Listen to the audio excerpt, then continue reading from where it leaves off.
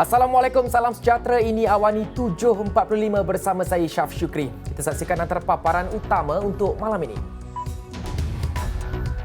Fasa keempat program imunisasi diaktifkan tumpu kawasan industri. Adik takut kena marah dengan abang, serah diri pada polis. Juga polis dah tahu lokasi Sajat.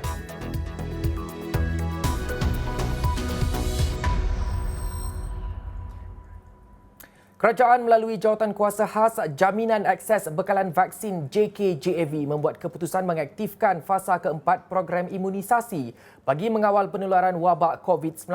Menteri Penyelaras Program Imunisasi COVID-19 Kebangsaan PICK Hairi Jamaluddin berkata, fasa kawalan wabak itu memfokuskan kawasan industri termasuk perkilangan yang beroperasi sepanjang tempoh pelaksanaan Perintah Kawalan Pergerakan PKP 3.0.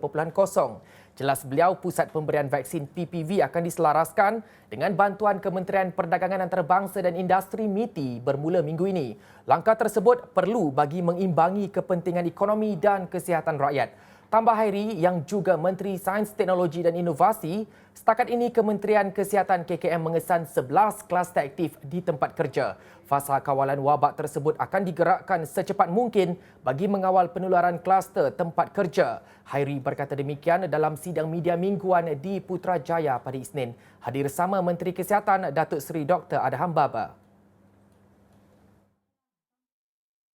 Oleh yang demikian, kita akan mula dengan beberapa sektor-sektor industri pada minggu ini, di mana satu usaha PPV industri akan diselaraskan oleh Kementerian Perdagangan Antarabangsa dan Industri, terutamanya bagi sektor perkilangan yang beroperasi sewaktu PKP. Selepas itu kita akan buka PPV industri di sektor-sektor lain, termasuklah sektor pembinaan, sektor peladangan, dan seterusnya sektor peruncitan dan juga sektor hospitality. Dan perkara ini akan kita gerakkan secara berperingkat untuk memastikan bahawa sektor-sektor yang beroperasi sewaktu PKP dapat diberi perlindungan melalui vaksinasi kita.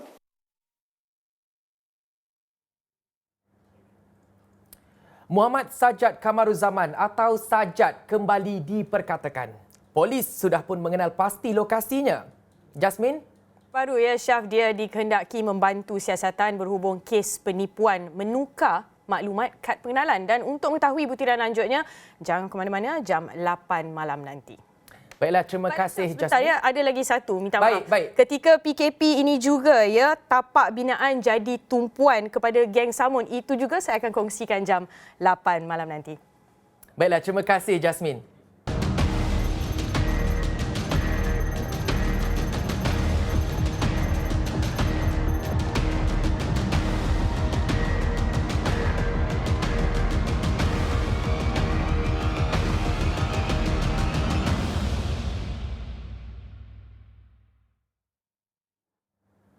Bila ini perkembangan terbaru COVID-19 di Malaysia. Sebanyak 4,949 kes dilaporkan hari ini, menjadikan jumlah kes positif COVID-19 kepada 662,457 kes. Manakala jumlah kes aktif dengan kadar kebolehjangkitan pula adalah 71,625 kes. Dalam pada itu, bilangan sembuh hari ini ialah 6,581 kes, menjadikan jumlah pulih sebanyak 586,864 kes. Sehingga kini 921 kes positif sedang dirawat di ICU, 459 kes memerlukan bantuan pernafasan dan jumlah kematian dicatatkan hari ini sebanyak 60 kes, menjadikan jumlah kumulatif kematian di Malaysia kepada 3,968 kes.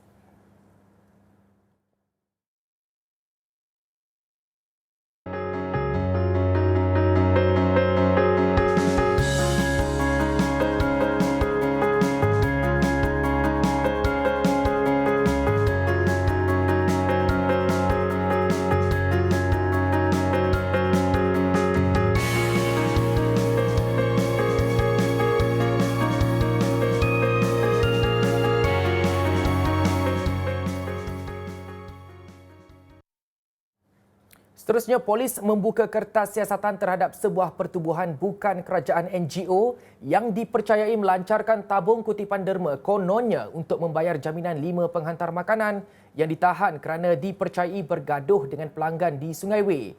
Ketua Polis Selangor, Dato' Arjunaidi Muhammad menjelaskan tiada bayaran diperlukan untuk jaminan polis melainkan didakwa di mahkamah. Di mana saya beritahu, bila kita bagi jamin polis tak payah bayar. So, bila ada seseorang dia mengiklankan ataupun memberitahu, dia buat kutipan di mana kita syaki ada berlaku mungkin ada berlaku penyelewengan ataupun mereka yang mengambil peluang daripada keadaan ini. Jadi kita buka siasatan. Okey, berdasarkan tu. So, saya rasa pihak NGO yang berkenan sebentar tadi turut hadir ke IPD Petaling Jaya menjelaskan perkara yang sebenarnya. Tapi saya tak nak bagi sebarang komen berkenaan perkara tersebut. Yang jelas memang dalam jaminan yang kita beri itu tak melibatkan sebarang duit, kecuali kalau kita tuduh di mahkamah dan sebagainya. Polis Kinabatangan sedang menjejaki seorang warga emas positif COVID-19 yang melarikan diri ketika hendak dibawa ke Hospital Sandakan. Dalam kejadian jam 11 pagi Ahad, pasukan petugas klinik kesihatan Tongot telah ke rumah lelaki berusia 69 tahun itu untuk membawanya ke hospital bagi menerima rawatan lanjut. Ketua Polis Daerah Kinabatangan Superintenden Zulbaharin Ismail berkata, setibanya di rumah, pesakit itu kelihatan sedang mengemas barangnya di luar rumah. Para petugas beranggapan lelaki itu sedang bersiap untuk ke Hospital Sandakan dan mereka memutuskan untuk mengambil seorang lagi pesakit terlebih dahulu.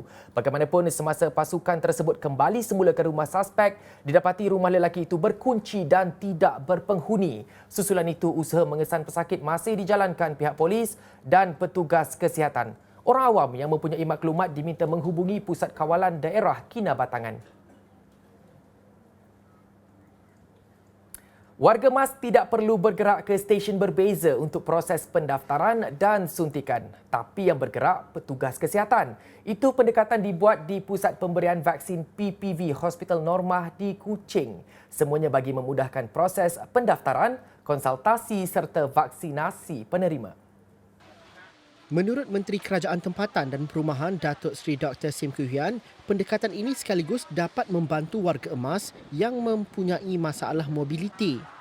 Ada banyak inisiatif baru. Yang lain ini PPV, lain dengan lain ialah ini bila awak masuk, duduk, registration duduk semua di satu tempat. Dan itu orang vaccinator yang pergi one person to another person. So selepas itu bila vaccinator, you hanya duduk sana, observation di sana, tak usah move from one station to the next station. Jelas Sim lagi dengan penambahan beberapa PPV beroperasi mulai hari ini seperti Hospital Normah dan Unimas Sarawak kini berkapasiti memberikan 10,000 dos vaksin sehari kepada seluruh warga negeri itu. Beliau berkata demikian semasa ditemui di Wisma Bapa Malaysia selepas melawat PBV Normah. Bahagian Regulatory Farmasi Negara NPRA Malaysia meluluskan pendaftaran secara bersyarat produk Ravidasvir sebagai rawatan virus hepatitis C HCV yang selamat dan berkesan. Ketua Pengarah Kesihatan Tan Sri Dr. Nur Hisham Abdullah berkata, ini adalah ubat pertama untuk HCV yang dihasilkan melalui kerjasama Selatan-Selatan dengan dana dan sokongan klinikal daripada organisasi bukan berasaskan keuntungan. Kerjasama melibatkan Kementerian Kesihatan, Organisasi Pendidikan dan Pembangunan Tidak Berasaskan Keuntungan, Drugs for Neglected Diseases Initiative DNDI, Syarikat Farmasi dari Mesir FARCO, Syarikat Farmasi Malaysia Farmaniaga Berhad dan organisasi bukan kerajaan Medicines Sans Frontières, Doctors Without Borders MSF. Komitmen kerajaan adalah memastikan rawatan dan diagnos hepatitis C ini diperluaskan dalam komuniti melalui mekanisme kesihatan awam. So we hope that the processes will, we have approved, NPRA have approved Remdesivir. So I think it will take a few months for us to make it available in the procurement of Remdesivir in the Ministry of Health. I think probably the last quarter or even next year, we can actually roll out to all our clinics in Ministry of Health. And we hope that the private sector also can join in, the GPs and etc. To provide this. More importantly is that, high impact, reasonable costs and good outcomes. So now we have addressed the issue of cost, but the initiative is the integrated access strategy to roll out, whether it's the public sector or private sector. KKM juga menjangkakan kos ubat berkenaan boleh dikurangkan kepada $200 dan diharap terus menurun pada tahun-tahun akan datang. Dalam masa sama katanya, kerajaan akan dapat melakukan penjimatan kos untuk jangka masa panjang dalam mencegah penyakit seperti kanser hati, cirrhosis dan kegagalan hati. HCV yang boleh menyebabkan penyakit hati kronik, cirrhosis, barah dan kematian menjangkiti kira-kira 59 juta orang di seluruh dunia. Di Malaysia, kira-kira 400,000 orang dilaporkan menghidap hepatitis C. Kementerian Pengajian Tinggi KPT bersetuju membuka semula permohonan kemasukan pelajar lepasan SPM ke Institusi Pendidikan Tinggi Awam IPTA dan Institusi Latihan Kemahiran Awam ILKA. Menerusi satu kenyataan, KPT berkata permohonan boleh dibuat mulai 15 hingga 21 Jun 2021 ini melibatkan program sijil, asasi, diploma dan ijazah sarjana muda. Keputusan itu diambil bagi memberi peluang kepada pelajar yang tidak berkesempatan untuk berbuat demikian dalam tempoh yang telah ditetapkan sebelum ini. Sehubungan itu, pemohon boleh melayari portal rasmi upu.mohe.gov.my sama ada untuk membuat permohonan kemasukan atau membuat pilihan program pengajian untuk melanjutkan pengajian ke IPTA dan ILKA di mana berkaitan.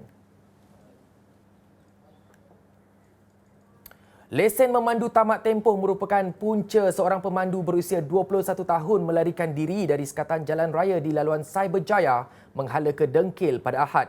Ketua Polis Daerah Sepang, Asisten Komisioner Wan Kamarul Azran Wan Yusof berkata, suspek yang memandu kenderaan jenis SUV nekat melarikan diri meskipun telah diarah berhenti. Tindakan itu juga mengakibatkan seorang anggota polis trafik hampir dilanggar. Suspek yang menyedari perbuatannya tular di media sosial telah hadir ke Balai Trafik Sepang sekitar jam 6.30 petang Ahad bagi membantu siasatan. Menurut Wan Kamarul, bimbang dimarahi abangnya akibat lesen tamat tempoh antara punca suspek bertindak demikian. Polis bagaimanapun telah mengeluarkan saman selain kes disiasat mengikut Seksyen 78-2 Akta Pengangkutan Jalan 1987.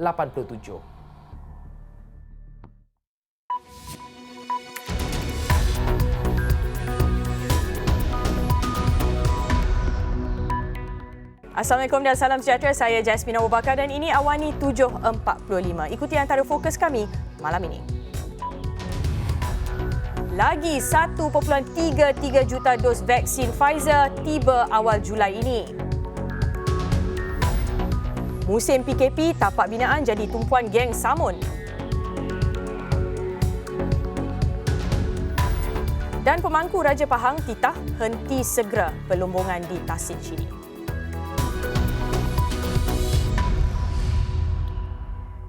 Polis sedang memburu usahawan kosmetik kontroversi Muhammad Sajat Kamaruzaman atau lebih dikenali sebagai Nur Sajat bagi membantu siasatan berhubung kes penipuan menukar maklumat kad pengenalan.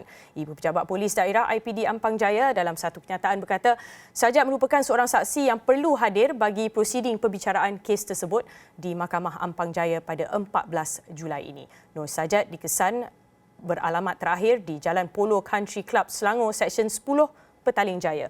Kes itu disiasat mengikut Seksyen 420 Kanun Keseksaan kerana menipu.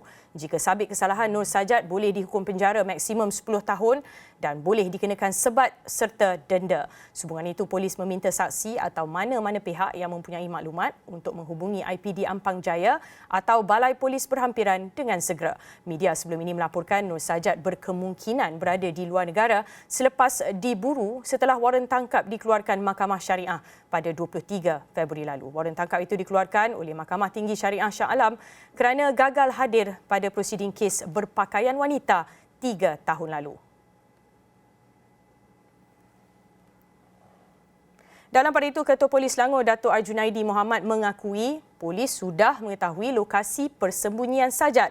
Bagaimanapun, beliau enggan mendedahkan lokasi itu kerana dikuatiri mengganggu siasatan. Dia masih belum menimbulkan diri. Tapi kita tahu dia di mana. Dia di mana tu Boleh kongsi ke tu? Saya rasa tak perlulah saya kongsi. Okey. Itu kita punya operasional punya. Jumlah kes baru COVID-19 terus menurun apabila 4,949 kes baru dilaporkan pada Isnin dengan jumlah keseluruhan kini sebanyak 662,457 kes. Ketua Pengarah Kesihatan Tan Sri Dr. Nur Hisham Abdullah memaklumkan terdapat 60 kes kematian baru menjadikan jumlah kumulatif kini 3,968 kes.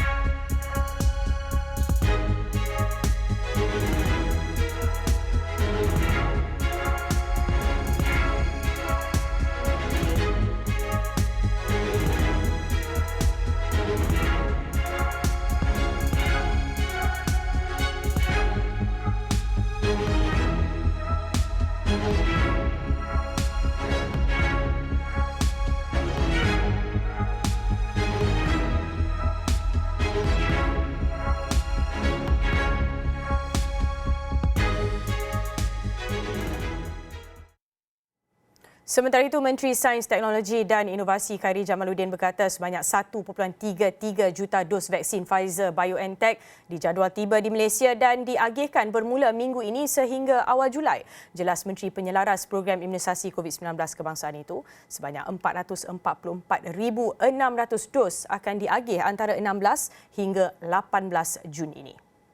Sama, unit yang kuantiti yang sama daripada 23 hingga 25 Jun dan kuantiti yang sama pada antara 30 Jun hingga 2 Julai. Manakala status pengedaran vaksin keseluruhannya adalah seperti berikut. Sejumlah 5,955,092 dos vaksin telah diedarkan ke seluruh negara dan pecahan mengikut jenama vaksin adalah seperti berikut. 1,674,142 dos daripada CoronaVac ataupun Sinovac, 3,632,850 dos vaksin Comirnaty ataupun Pfizer dan 648,100 dos daripada vaksin AstraZeneca.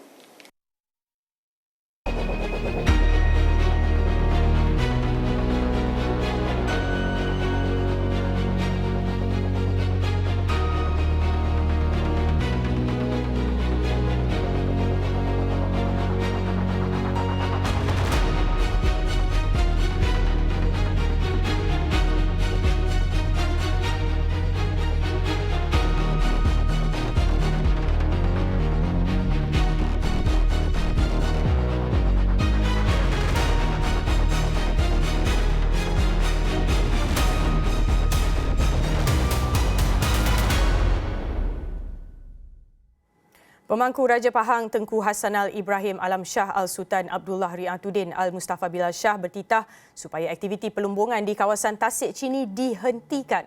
Baginda juga bertitah agar kawasan bekas lombong itu dipulihkan semula dengan penanaman pokok hutan yang bersesuaian serta meluaskan lagi kawasan hutan simpan Chini yang sedia ada.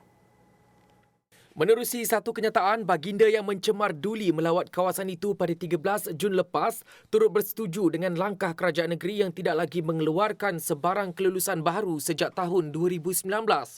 Baginda turut menitahkan Kementerian Pelancongan, Seni dan Budaya serta Kementerian Alam Sekitar dan Air memberi keutamaan kepada Tasik Chini terutamanya dari aspek peruntukan keuangan dan pembangunan lestari. Titah baginda lagi aktiviti pemeliharaan dan pemuliharaan kawasan Tasik Chini yang sedang dilaksanakan oleh kerajaan negeri dengan kerjasama Kerajaan Persekutuan perlu dipergiatkan. Tegas Tengku Hassanal Ibrahim, aktiviti penguatkuasaan perlu diperkasakan dan dilaksanakan secara bersepadu dan berkala melibatkan agensi penguatkuasaan penguatkuasaan negeri serta persekutuan. Dalam kenyataan sama, baginda bertitah adalah menjadi peranan semua pihak tanpa mengira latar belakang termasuk penduduk setempat untuk sama-sama menjaga kawasan Tasik Chini. Titah baginda ia bagi memastikan agar keindahan flora dan fauna serta penempatan masyarakat orang asli yang terdapat berhampiran kawasan tersebut akan terus terpelihara. Aktiviti perlombongan didakwa berlaku di Tasik Chini menjadi perbualan hangat baru-baru ini dan menimbulkan reaksi kurang senang banyak pihak. Kelicikan geng bai melakukan samun di tapak binaan dan rumah contoh ketika pelaksanaan Perintah Kawalan Pergerakan Tumpas apabila dikesan polis. Ketua Polis Daerah Melaka Tengah Asisten Komisioner Afzal Nizar Ahmad berkata ia selepas 5 individu termasuk seorang wanita ditahan dalam 2 serbuan berasingan sekitar daerah berkenaan. Tangkapan pertama dibuat sepasukan polis dari Ibu Pejabat Polis Daerah IPD Melaka Tengah pada jam 12.20 pagi 3 Jun lalu di Taman Desa Cheng Perdana dan menahan 3 lelaki yang merupakan ahli kumpulan terbabit. Tangkapan kedua dilakukan setengah jam kemudian di sebuah hotel di Batu Berendam yang membawa kepada penangkapan ketua kumpulan itu bersama teman wanitanya. Kesemua yang ditahan berusia antara 21 hingga 45 tahun. Antara peralatan yang dirampas termasuklah pam air, set mesin gerudi, pembersih hampa gas vacuum dan set penghawa dingin. Dengan tertumpasnya kumpulan itu, pihak polis berjaya menyelesaikan 9 kes pecah tapak binaan dan rumah contoh yang dilaporkan sejak Mac tahun lalu membabitkan anggaran kerugian lebih RM500,000.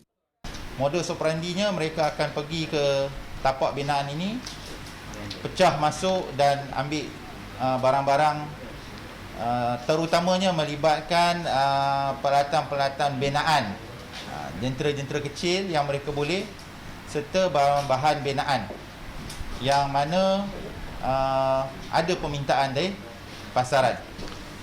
Hasil tangkapan kumpulan ni, geng bai ni, sehingga kini pihak polis IPD Melaka Tengah berjaya menyelesaikan 9 kes yang mana melibatkan kumpulan ini. Mereka disyaki aktif bermula pada tahun lepas lagi, iaitu pada permulaan PKP 1.0. Mengulas lanjut, Afzal Nizar berkata, hasil semakan pihaknya mendapati kesemua suspek termasuk wanita berkenaan mempunyai rekod jenayah lampau berkaitan jenayah dan dadah. Kes disiasat mengikut Seksyen 457 Kanun Keseksaan. PAS sokong UMNO jangan adakan PRU ke-15.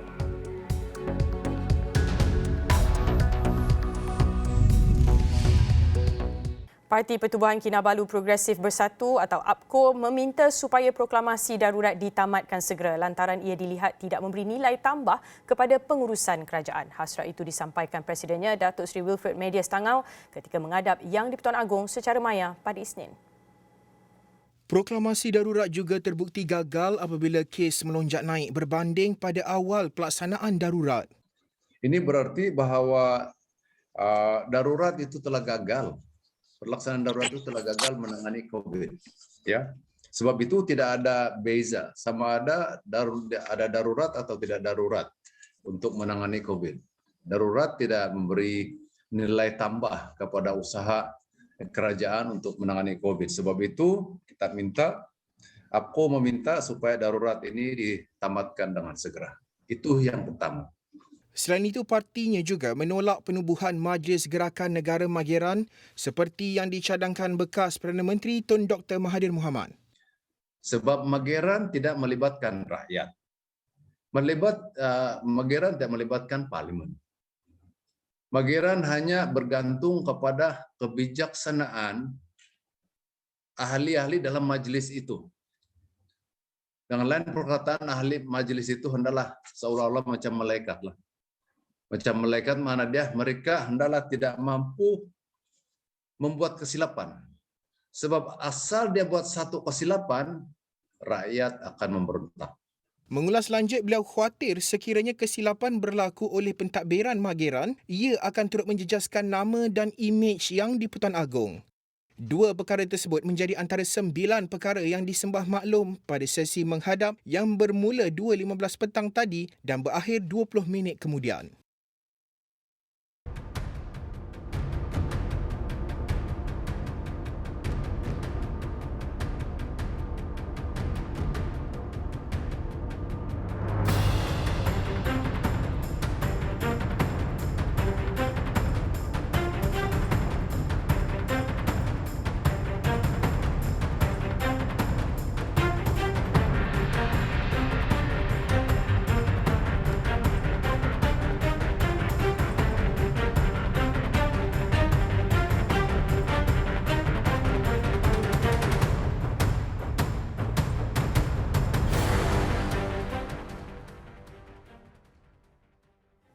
PAS menyambut baik cadangan UMNO untuk tidak mengadakan pilihan raya umum ke-15 dalam situasi negara masih berdepan pandemik. Setiausaha Agongnya Datuk Seri Taqiyuddin Hassan berkata langkah itu adalah tepat dan sesuai dengan keadaannya. Ujar Taqiyuddin, seluruh jentera kerajaan dan negeri ketika ini adalah untuk memerangi wabak. Dalam masa sama, beliau menyeru ke semua parti-parti politik dan badan bukan kerajaan NGO agar bersama membantu kerajaan dalam menumpukan isu COVID-19. Ini termasuk mengelakkan daripada sebarang isu-isu yang mampu menimbulkan ketegangan dan keburukan pada tahap maksimum. PAS percaya bahawa kerajaan akan terus mengambil langkah-langkah proaktif dalam menyelesaikan isu pandemik. Sebelum ini, Pengarah Pilihan Raya UMNO Malaysia, Datuk Seri Tajuddin Abdul Rahman menerusi kenyataannya berkata, tiada keperluan UMNO untuk mendesak kerajaan mengadakan PRU 15 dalam masa terdekat ketika negara berdepan situasi sukar. Rindu anak-anak dan cucu yang berada jauh di perantauan serta ingin kembali menunaikan solat berjemaah di masjid. Itu antara faktor pendorong seorang warga emas mahu segera mendapatkan suntikan vaksin COVID-19. Leman Jamal, 73 tahun, bersyukur dia akhirnya menerima suntikan dos pertama vaksin itu di PPV Bergerak Dewan Semai Budi, Felda Kepis, Kuala Pilah. Leman berkata dia terkilan. Pandemik COVID-19 yang melanda merencatkan hasratnya untuk menghabiskan sisa hidup bersama keluarga serta beribadat di masjid. Malah anaknya yang menetap di Seremban tidak dapat pulang menziarahinya kerana sekatan perjalanan penuh. Memanglah yang paling hampir sekali duduk di Seremban. Dah berapa lama, dah berapa minggu dah. Sepatutnya dia orang akan dapat balik, dapat jumpa setiap minggu. Tapi ini dah berapa minggu, memang tak ada rasa rindulah pada dia orang. Nak berjumpa balik. Itulah salah satu sebab pakcik kuat nak ambil vaksin juga. Ya. Bapa kepada 7 anak itu juga teruja untuk mendapatkan suntikan vaksin, malah cemburu apabila isterinya sudah menerimanya lebih awal ketika mendapatkan rawatan di klinik kesihatan Kuala Pilah bulan lalu. Memang macam tu lah. Yang selama ni duduk nunggu nak pergi macam orang rumah itu dia dah pergi, dah dapat dah pergi Jurasir, dah kemudian tu dah dapat vaksin. Yang saya ni duk tunggulah, tiba-tiba ada pula berita mengatakan dia orang akan datang kemari. Jadi alhamdulillah, syukur sangat. Leman adalah antara 200 penduduk Felda Kepis yang menerima suntikan vaksin di PPV Bergerak berkenaan pada Isnin. Secara keseluruhan, seramai 1,000 penduduk dijangka akan menerima suntikan pada program yang berlangsung selama 5 hari sehingga 18 Jun ini. Dan ini pula perkembangan terbaru mengenai vaksin COVID-19. Syarikat Bioteknologi Novavax mendakwa vaksin keluarannya berkesan dalam melawan varian-varian COVID-19. Syarikat berpangkalan di Maryland, Amerika Syarikat itu berkata data awal menerusi satu kajian yang telah dijalankan menunjukkan vaksin itu selamat dan berkesan sehingga 90%. Kajian itu melibatkan hampir 30,000 individu dari Amerika dan juga Meksiko. 77 individu positif COVID-19, 14 individu telah diberikan vaksin dan selebihnya menerima suntikan bukan vaksin sebenar. Selain daripada melawan varian vaksin COVID-19, vaksin berkenaan juga dikatakan berkebolehan melawan beberapa penyakit lain. Sebelum ini, kajian sama juga telah dijalankan melibatkan Britain dan Amerika Selatan.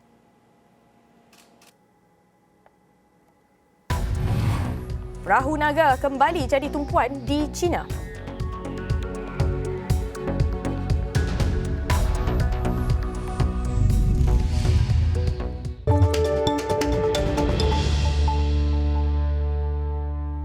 Jemaah Malaysia khawatir terpaksa menunggu giliran lebih lama bagi menunaikan ibadah haji dan umrah ekoran isu penetapan kuota. Sinar Harian melaporkan meskipun pandemik COVID-19 dijangka pulih tahun depan, namun kerajaan Arab Saudi bakal mengurangkan kuota. Kira-kira 80,000 jemaah Malaysia bagi tahun 2020 dan 2021 kini sedang menunggu giliran untuk menunaikan haji.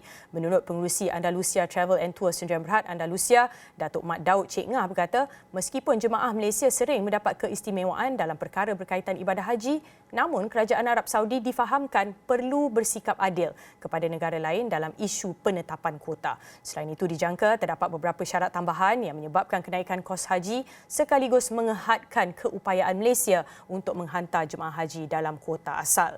Difahamkan kira-kira 3.6 juta bakal jemaah haji yang berdaftar dengan tabung haji ketika ini yang secara asasnya terpaksa menunggu sehingga 116 tahun berdasarkan kuota sedia ada.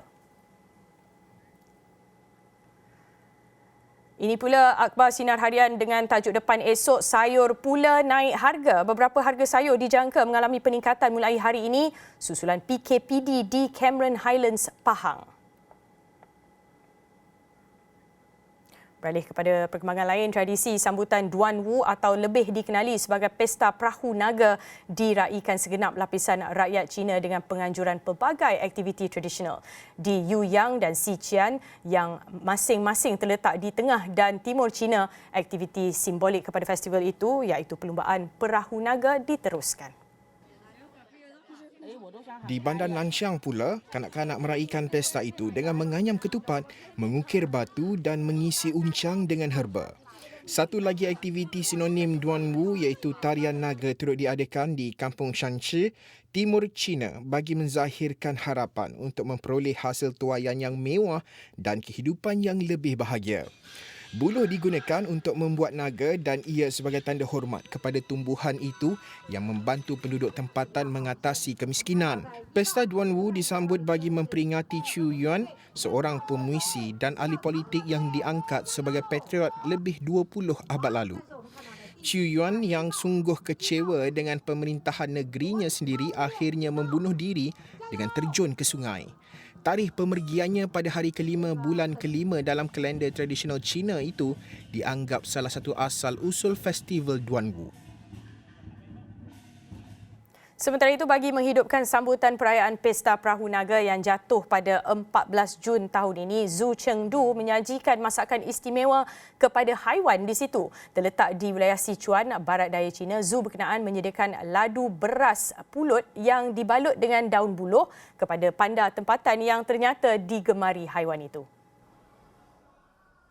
Sempena festival yang juga dikenali sebagai Hari Ketupat atau Duan Wu Ji itu, warga zoo turut menjamu 4 harimau Siberia dengan ketupat gergasi.